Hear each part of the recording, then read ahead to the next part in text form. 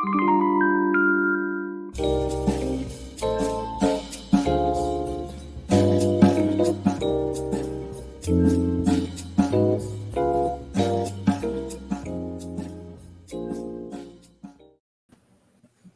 everybody. Wednesday. This is DebateSensei. I'm Jerry Kubika-Miller, debate coach and professor of communications. This is Tim Seavey.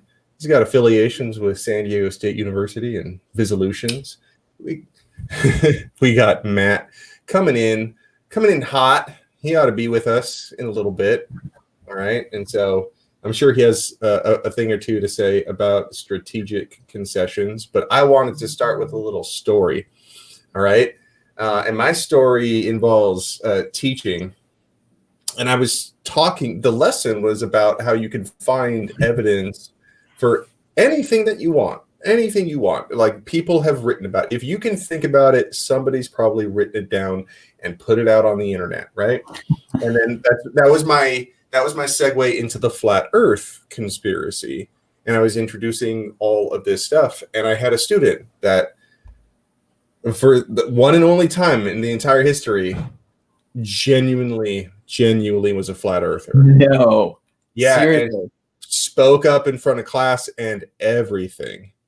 Wow. Yeah. All right. And so, this actually was the catalyst for a lesson that I put together that's still going on, which is called The Other Side Is Not Dumb. Okay, that's not my name. It's the name of an article. And so I decided to follow that philosophy. And instead of having a discussion with them in front of class, I asked to see their evidence and just email it to me. Like, can you collect the evidence that you found most compelling and just send it to me? And what I got were YouTube videos of why Obama was the Antichrist. Okay. Compelling, I suppose. Okay. So this is where the strategic concessions come in. So being, a debater of so many years, I don't know why, this is what gets drilled into you. It's like my first instinct was to concede that Obama was the Antichrist, but of a round earth. I'm like, yeah, sure, fine, whatever. He's the Antichrist, right? Like that was my solution to that. I'm kind of like, so, but where's your evidence for the flat? Like, it's a way of like not getting bogged down in the minutia, in the things that don't matter, right? And I think it is the heart of critical thinking. The heart of critical thinking is the ability to not get distracted by those things, right? And then and so that's where strategic concessions, like if I concede, like I don't care if you think that Obama's the Antichrist. That wasn't the discussion, right? It's like that's not here nor there. It's not like this round. yeah, like, and so that's what I like to think of when I lead into the strategic concession discussion. It's like, because that's the most extreme example that I could think of without it being gibberish, right? The next level beyond that is just, I don't understand what you're saying. You should like, I mean, it's like that's I think the most extreme you could get and still kind of make sense is like flat earth, Antichrist, conspiracy theories, right? And argumentation theory, I think, still works on those fringes.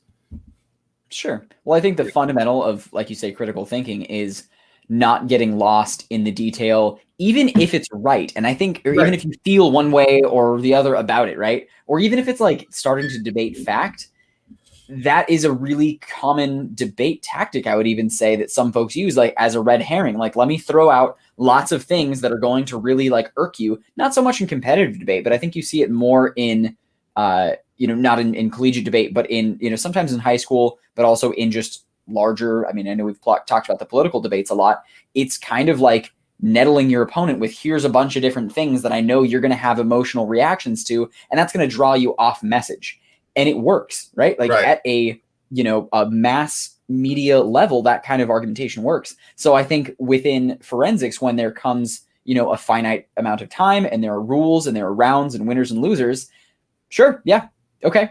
Sure. Conceded. Let's get back to the topic at hand, because I'm going to win this point, and that's the point that matters to win. And I think that's you're right. useful appeal, if nothing else, not to teach kids like, eschew their values or something that I have heard some parents in the past, like, so my kid's just going to come away from this not believing anything.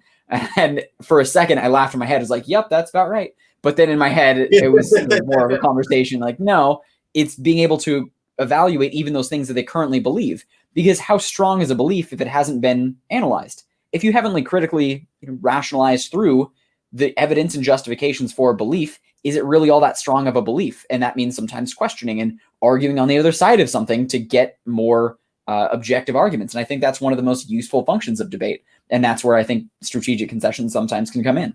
All right. Joining us to talk about strategic concessions, coming in hot, like I said, Matt Shapiro, Esquire. Hello, dude. Oh, This guy. I feel like I'm in Jared's class again. I'm like, hey, Hello, guys. Shapiro. I'm glad I have my papers with me. I will strategically concede that it was a bonehead move not to be here on time. Yeah, that's it. Okay, and so that's actually a really good transition. I think people do strategic concessions a lot and they don't even know it. All right, which is like if you're doing like for stock issues, if you're doing a straight up stock issues debate, everyone just kind of concedes the harms. That's a strategic concession. Like I'm not gonna waste time on something that you've clearly researched and have established that it is a harm. You know what I mean? I can't argue that there isn't stuff happening. Not that you can't argue it, but not that you can't I'm not gonna waste my time. Yeah. Is it strategic to concede the harms? Think about that. Like, I mean, I actually love the climate change debate. I love the climate change debate, and not because it's like a really smart debate, but because it really illustrates how you can attack. You can decide to attack any level, right? So the harms, you can attack the harms level, which is climate change happening? You could attack the inherency level, which is it anthropogenic, right? Or you can attack the solvency level. Do you have a plan that will work? You can. Like there's evidence out there that exists from many different publications, right? But am I going to waste my time arguing that climate change doesn't exist? Yeah. No, I'm not going to do that. Yeah. That's super tricky for new debaters sometimes. Yes. Where you get in a position of like, I am the negative. I am here to refute everything the affirmative says. And it seems appealing in the beginning, but it just, from a sheer time basis, it's not economical to get through that many arguments. It's not worth going through that much. And I thought that was one of the most simple but straightforward and useful lessons that one of my earliest best debate coaches taught was like, just because you can make the argument doesn't mean it's a good argument. There are lots of things in a round that you can go for, but it is not about going for everything. You need to be able to just wipe some things off. It goes to your credibility. You know what I mean? If you you want to be a machine gunner who can just answer any argument. But, I think all three of us would agree that, I would rather you machine gun a deep argument about things that are really points of contention. And maybe, we concede or at least acknowledge there's less magnitude in the round, whether the harms are 40,000 or 80,000 deaths or something like that. Like the harm is bad, whether it's 40 or 80.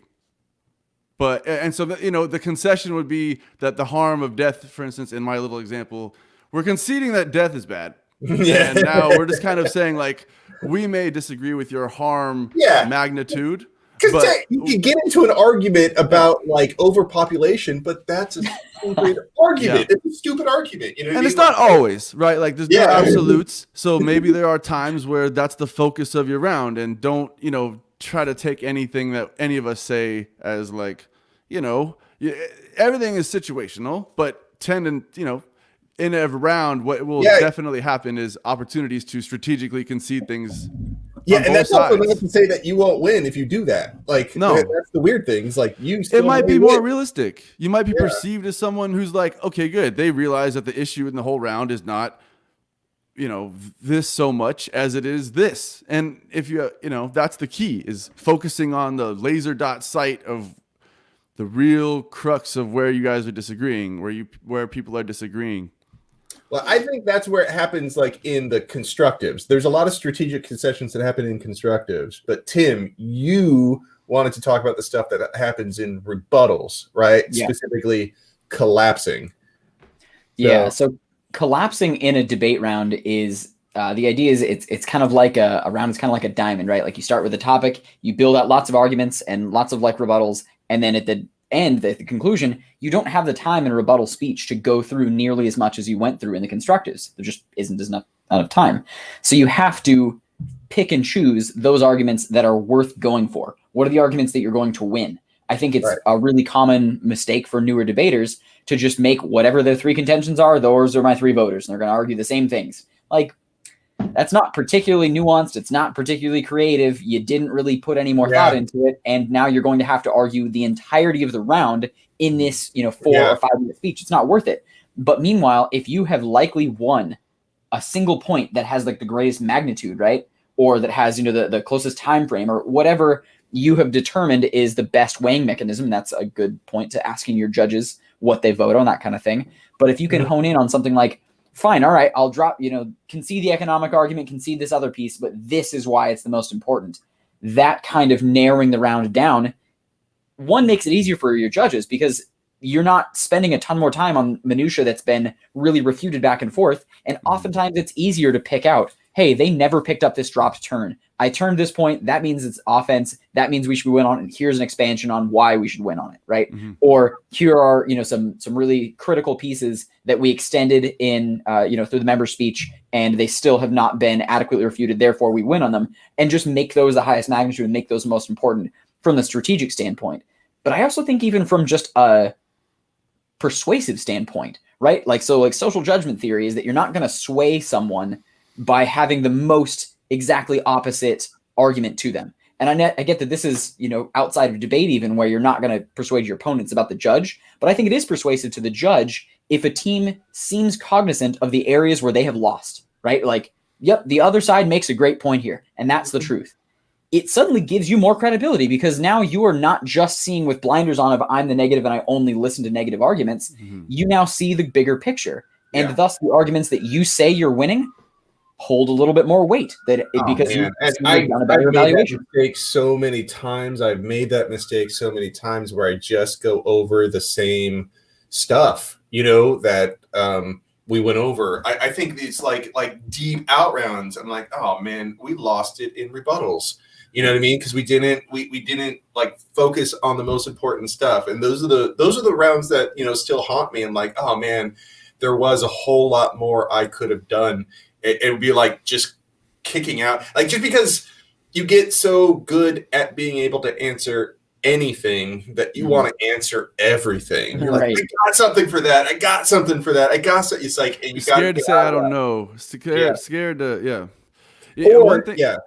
One thing about, when we talk about strategic concessions, it's something that you need to understand the substance of the arguments to know what you want to concede. I mean, you can't be, if you kind of don't know, if you don't know the crux of your points, then it's a lot harder, or their points, for instance, it's a lot harder to navigate, what you are willing to concede or not. So I think one reason you would come off uncredible when you just blanket disagree with every single thing someone says is that like you don't have as much of a focus on any one thing. You are treating them all the same, and that like you just don't. You're not aware of where these arguments are coming to a point, and like that's hard. Okay, like that's not we talk about some complex ideas that we have a hard time just understanding the facts, and then to really kind of boil that down to understanding during a round what you can concede and what you can't,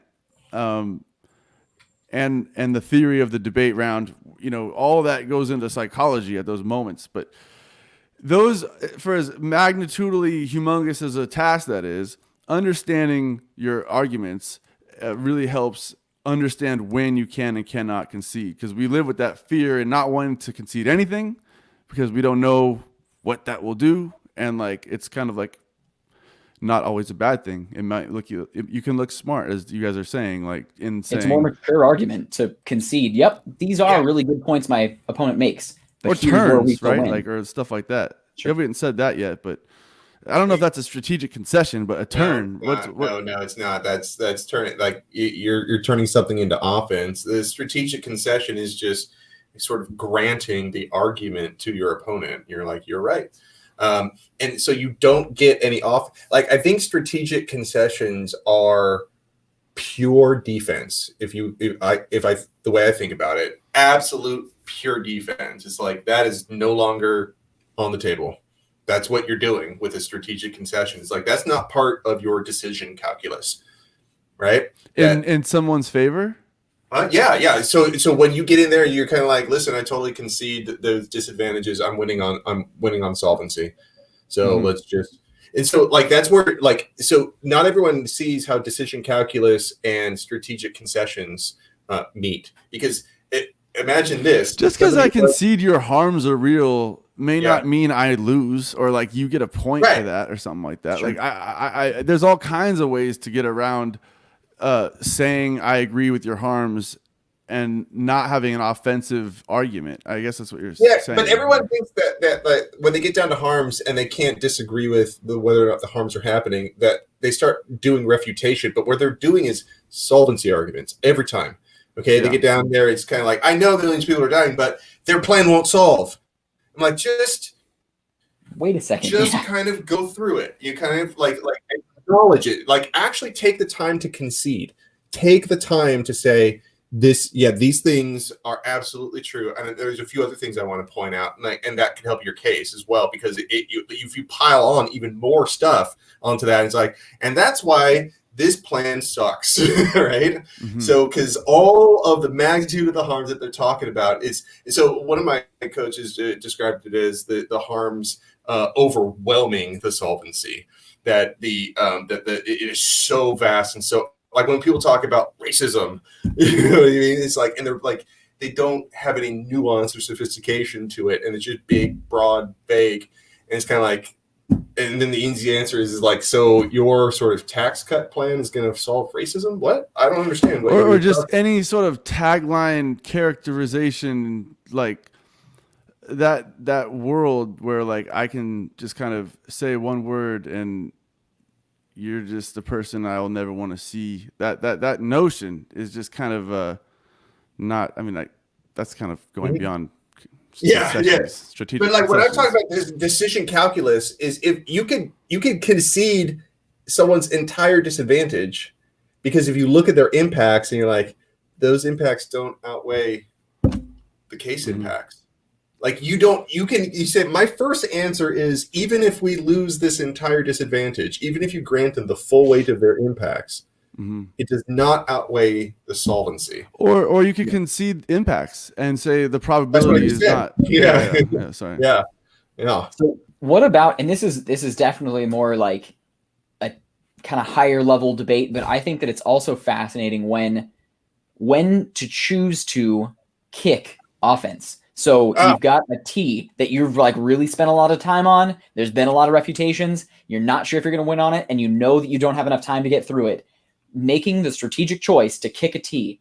I've seen a lot of teams go down on that, where they're like, well, I put the time into it. It's like a sunk cost fallacy. Like, I've put the time into it. We've got to argue it. Even though now I know, because of the order that they've set this up, they're not going to get to like advantages on the case with enough time. And that's where they're losing. And so they blow the round because they never get to these reputations because they spent so much time on procedurals.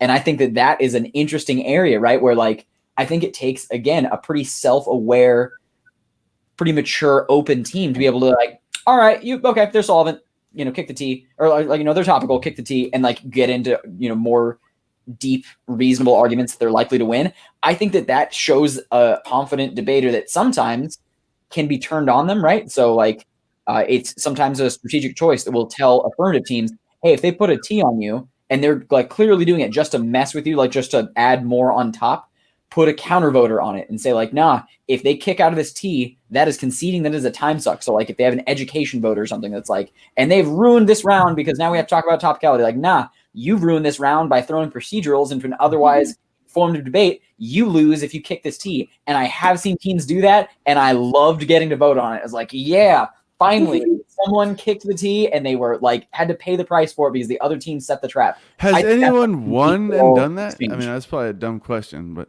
Oh yeah, like okay, so one round I did. It wasn't particularly good, but I won on this sort of irony position where, yeah, I know it was pretty wild, but like I kind of I did a language critique, and then I ran a counter plan that was absolutely the opposite of it. Right? It would be and when they're like, but that counterplan's the opposite. I'm like, yeah, that's kind of dumb. Like the case was that it feeds into your critique or whatever. Yeah. So they wanted to do it was calling for education reform.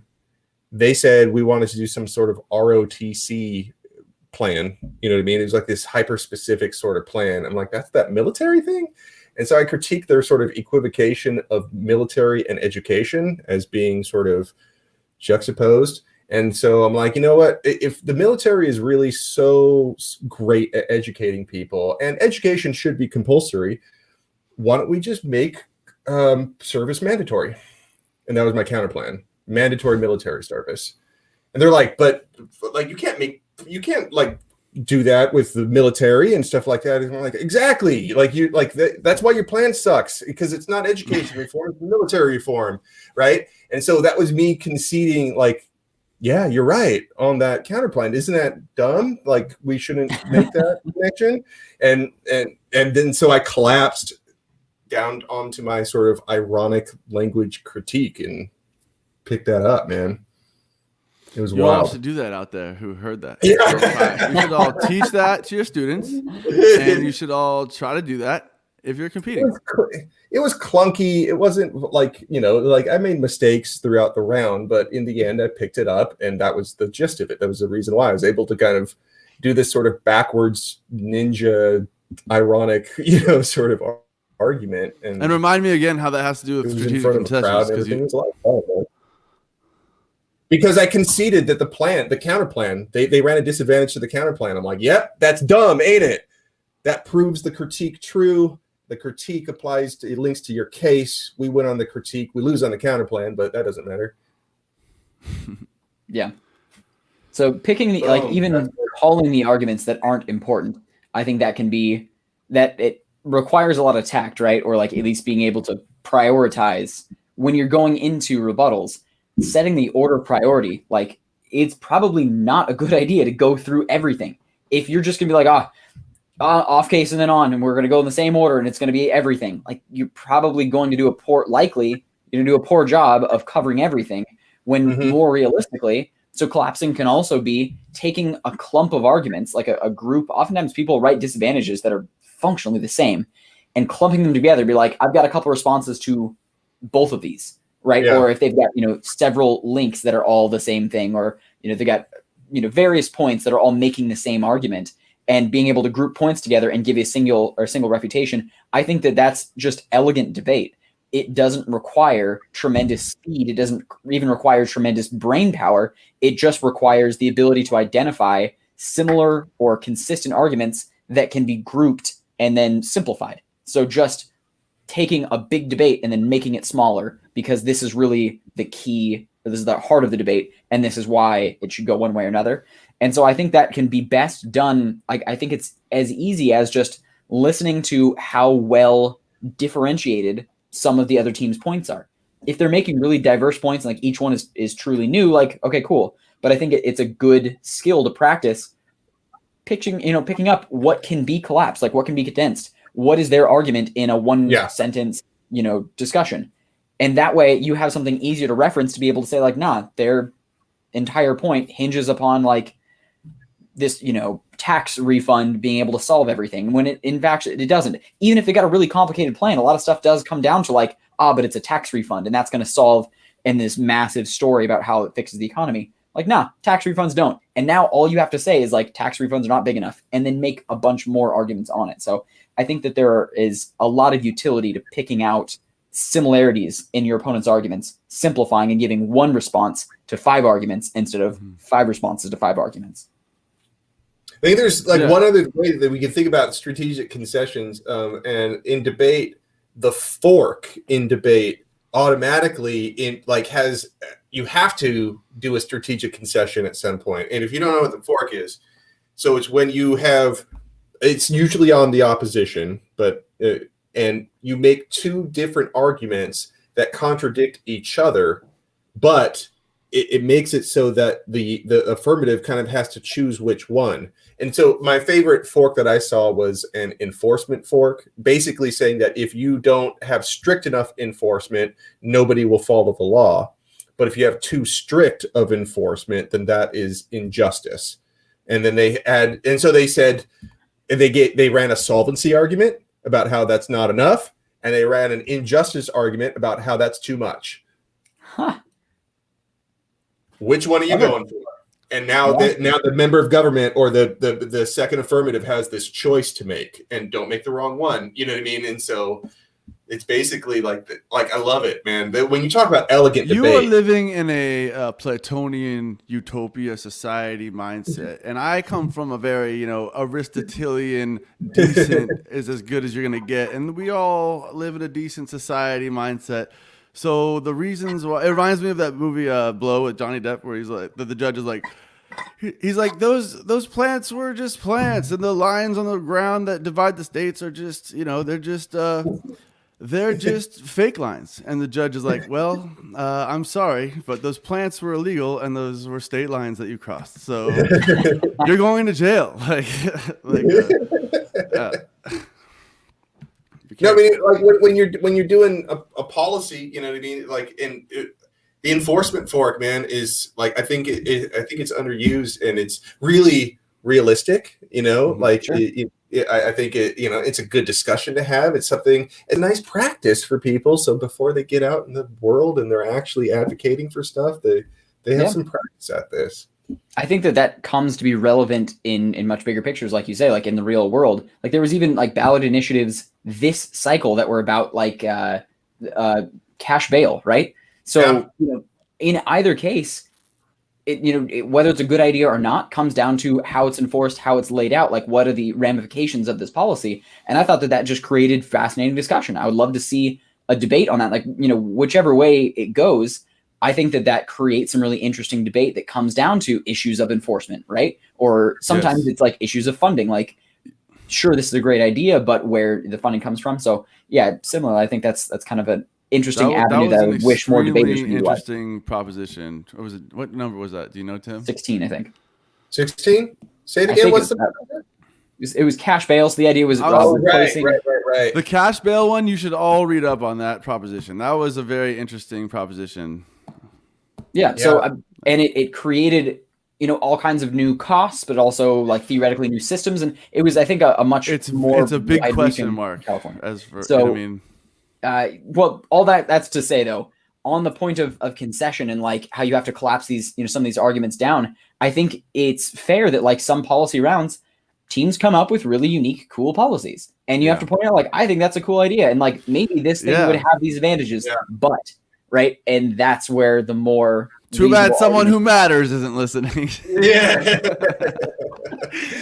Oh, such is life. And then we all go home. Yeah, when you, the counterplan is almost inherently built upon a strategic concession, right? If you're conceding the harm, if you concede the harms, 9 times out of 10, you're providing some sort of counterplan, it's some sort of alternative, some sort of explanation about what to do in response. Tim talks about how he doesn't. It's laziness if a neg doesn't do a counter plan. Basically, not to that. Not that's a drastic overcharacterization of what he said, but I'm pretty sure that's exactly what he said, word for word. No, I would never say something like that. I said neg teams that don't run counter plans are worthless. I wouldn't say anything like me. Well, there you have it. That was even more bold. For today, everybody.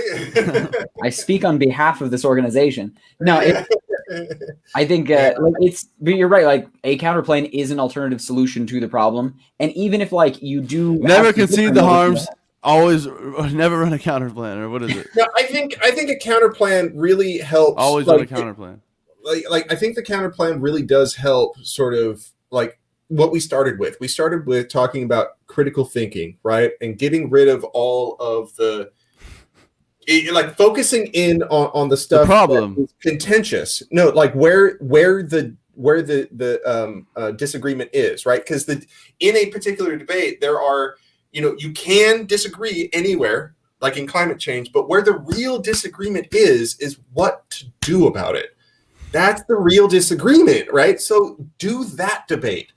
So you can concede the harms. That's what I'm saying. Yeah. This is a joke, everybody. And therefore, it's plan versus counterplan all the time on climate change, okay? Because the vast majority of climate change plans that I see suck. So you can? Are you, Jared? Are you saying that you could strategically concede that the harms they talk about real? Yeah. Okay. So that's what you can take away from this lesson today, everybody. Yeah. All right, everybody. That is our time, okay? We have Matt Shapiro, Esquire. Thank you. Tim TV with San Diego State Resolutions. I'm Jared Kubika Miller, your communications professor and debate coach. See you next week.